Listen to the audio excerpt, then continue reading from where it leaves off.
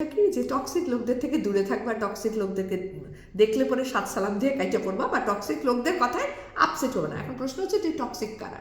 Toxic হচ্ছে তারাই যারা নিজের জীবনের দিকে তাকানো বাদ দিয়ে খেলে অন্যের দিকে তাকায় থাকে, কেমনে তারে খোঁজাখুঁজি করা যায়, কেমনে তার জীবনে অশান্তি আনা যায়, কেমনে তারে সাইজ করা যায়, এই চিন্তায় থাকে।